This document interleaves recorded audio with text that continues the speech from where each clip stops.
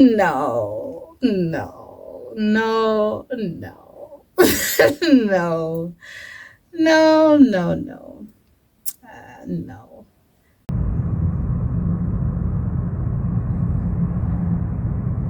Hey there, my name is Wandila Rose, and welcome or welcome back to my channel. So, I'm not quite sure of how I want to dive into today's video, but we will talk a little bit about identity and a lot of it about imposter syndrome. Stay tuned. This is actually a video I've been thinking about doing, but kept postponing because I wasn't sure of how I want to verbalize what I'm thinking.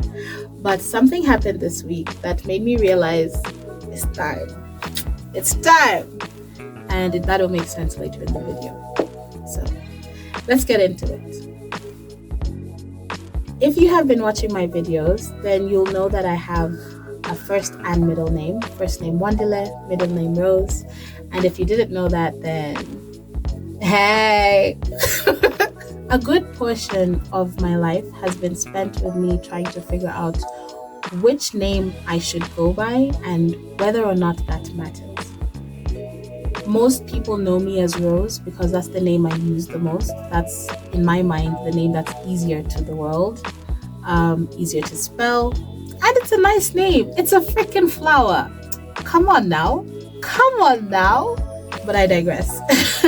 Sometimes I wonder, maybe I should have just used Wandile, stick to my African roots, I'm a Ndebele woman. People should know. They should know it. But one of the reasons I hardly used my first name growing up is I didn't really like people mispronouncing it. In my humble opinion, Wandile is one of the easiest African names out there because you pronounce it as you read it. Wandile.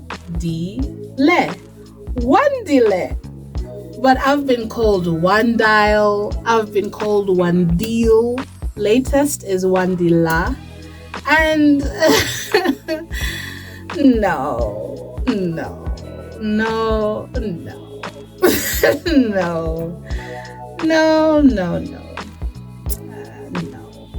So, the solution, middle name first.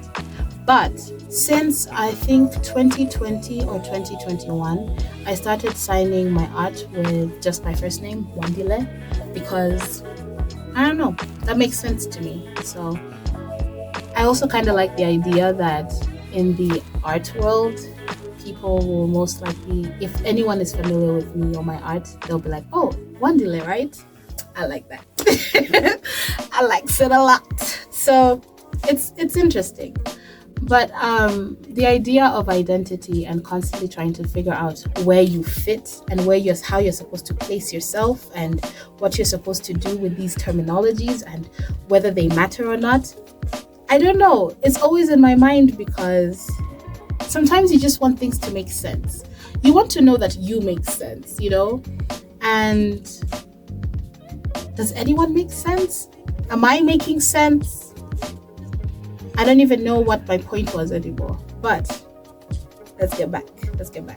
So basically, the way I see it, names have power. And when it comes to Wandile, growing up, I used to wonder whether I was wasting that power because I wasn't using my name. My name, Wandile, means abundance. Yes, I know. Amazing. No. And it's just such a simple definition, but I love it. I really love my name. And it's something I want to hopefully fulfill in my lifetime.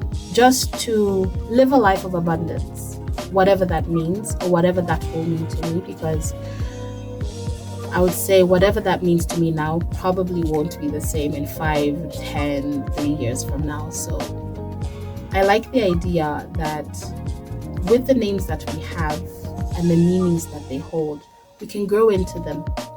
We can redefine them And it can also help place footing in how we identify. I don't know if people view names as powerful, but I do. Unless, hey, okay, so I'm from Zimbabwe, if I haven't mentioned that before, and we have some funky names. For example, my dad likes to tell my siblings and I stories, when he was growing up. And he told us a story of this boy who the teacher was checking attendance and saw this kid and asked him, "Who are you? What's your name?" And the boy says, "Never mind, sir." Then the teacher is getting so offended. He's like, "I asked you, what is your name?" He says, "Never mind, sir." Turns out that was his name. His name is Nevermind. I've seen stories of people naming their kids last because they're the last born, first because they're the firstborn. So I don't really know how you can interpret the name last. Maybe when you start something, you finish it. I don't know. With identity comes the effort of us trying to find ways of defining ourselves or aspects of ourselves or aspects of our essence. And also identity can help socially with how, I guess, people perceive us. So you want to be able to, I suppose, tell people how you perceive yourself in the hopes that they'll perceive you in the same way. But again, does that matter too? So I don't know. According to verywellmind.com, imposter syndrome involves feeling like a fraud despite one's achievements. And according to Google, imposter syndrome is the persistent inability to believe that one's success is deserved or has been legitimately achieved as a result of one's own efforts or skills. So, story time. And also a bit of an announcement. There's an affordable art show which is going to be this weekend at Kenya National Museum, and I'm going to be a part of it. Yay! It's something I've been wanting to be a part of for so long, and for the life of me, I couldn't figure out how to apply. I felt so old. Like, how do you work the internet? Like, I couldn't. And thankfully, I got the application form, filled it in, submitted my art. It was approved. Yesterday was submission day. Yeah, so if you're interested, if you're a lover of art, if you're an artist yourself, come for the show.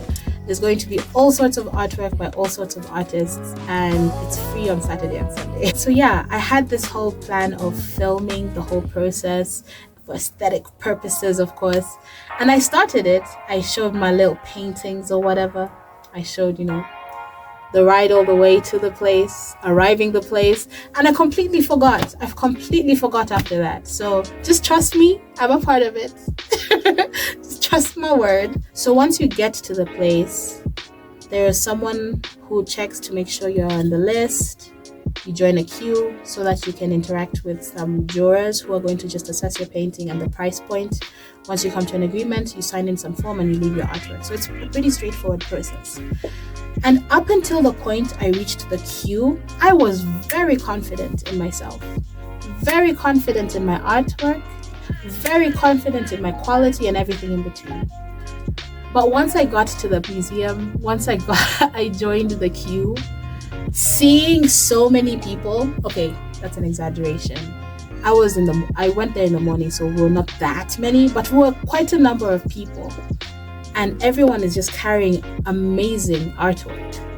I started to sink internally a little bit, and I was wondering, what is this?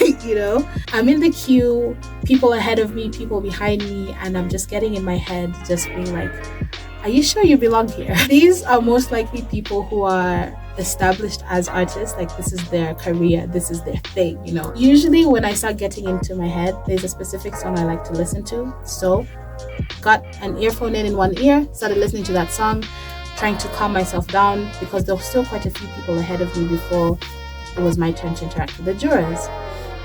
And as I was waiting, this person who was standing ahead of me talking to a group of people, I guess his friends, came up to me and asked, "You're Wandile, right?" And I'm like, huh? So we interacted. Turns out he knew of me through a mutual person we both know.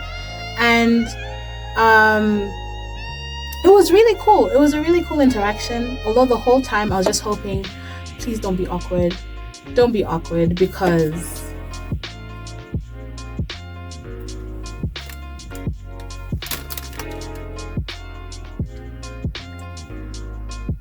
I can be really awkward.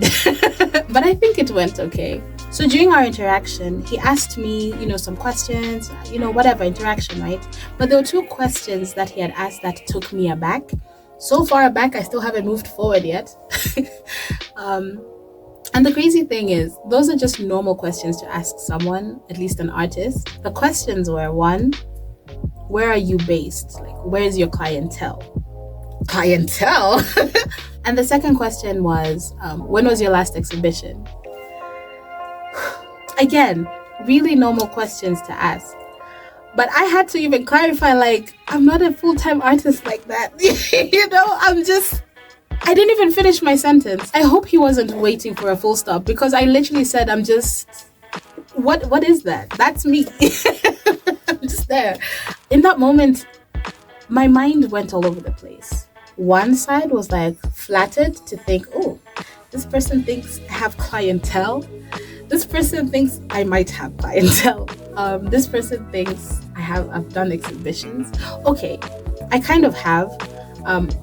I think my mind went to solo exhibitions that I haven't achieved yet, but I have done like group exhibitions. For instance, last year I was a part of a women's group exhibition for Women's Month at Gallery at Waterfront. Highly recommend that you go to that gallery. It's a very beautiful gallery, beautiful artwork, awesome people. Definitely a person should go there. So I have been a part of that. But I guess since my mind went to solo exhibition, I was like, oh my, me? So one side of me was flattered, and the other was just asking myself, am I cosplaying as an artist? Because what is clientele? What does that mean? So that sinking feeling crept in because I started to get into my head. Here I am standing in a queue, surrounded by all sorts of artists. Some might be like me, who love to create and share their artwork where they can. Others are full-time artists. This is their career.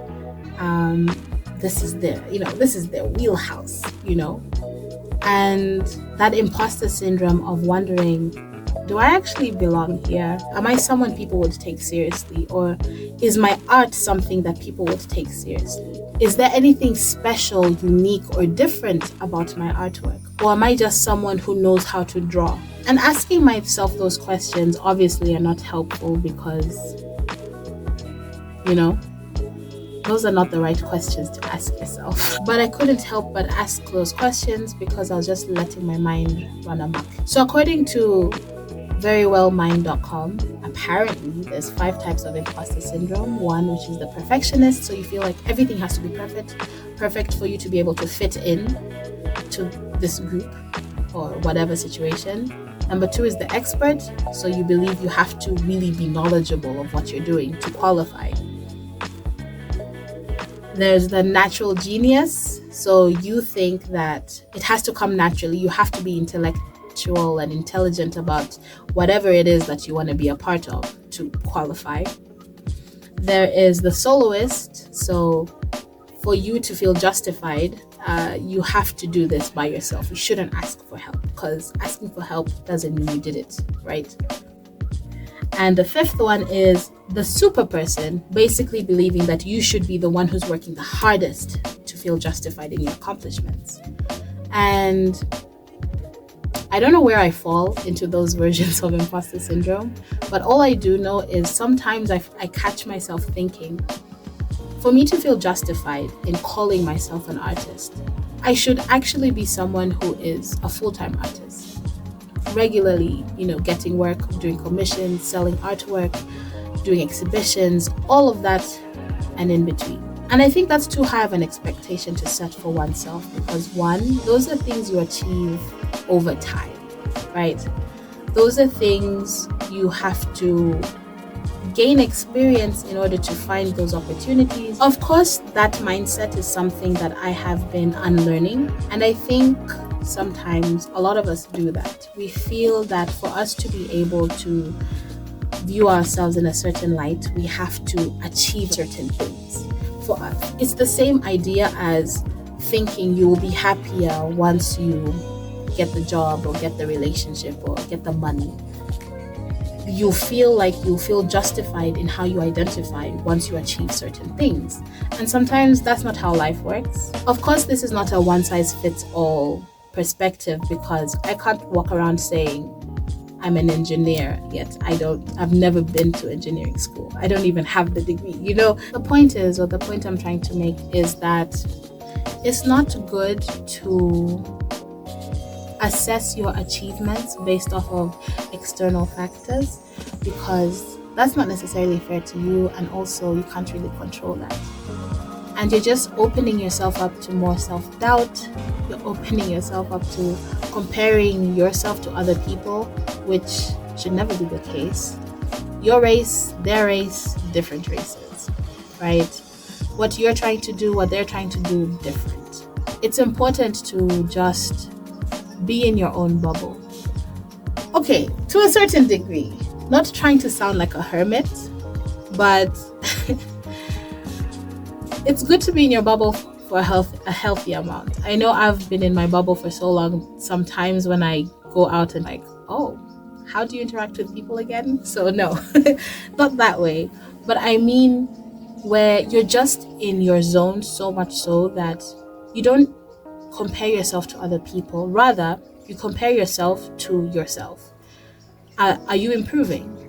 What ways could you improve better if you aren't? Or just being soft with yourself is very important in combating imposter syndrome, because there is room for everyone at the table, basically.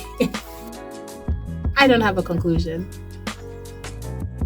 Although I don't really have a conclusion for this video, because I guess I'm still also trying to figure it out. I will say I realized that while I was in that queue looking at everyone around me, that feeling might come back again during the weekend when I see even more artwork from different amazing artists. I also realized that as much as I'm around these people, a lot of them who might be like me or others who are established artists, my artwork was good enough to be with them. My artwork was good enough to participate in something they are participating in as well. And I say that to say, the problem with imposter syndrome is that you count yourself out before you even give yourself a chance. Before you even give yourself a chance to see how good you are. And that is not fair to you. One artist whose advice I really like listening to is Tyler, the Creator. And something he usually says is, don't compare yourself to other people. Just be hyper-focused on what you're doing, because you never know who is watching. Because sometimes it just takes that one person. Whether you're like me and you want to start YouTube and you're worried about the numbers, just make sure in the things that you do, you find meaning in it for yourself. There will be people who will eventually understand and resonate with what you have to say or share. If we enjoy the journey, I feel like the whole idea of imposter syndrome doesn't have as much weight, because we're removing room for self-doubt and filling that space with self-discovery. Those are my 2 cents for the day. Do check out my socials. I've put everything below. Thanks for watching, and I hope to see you on the next one.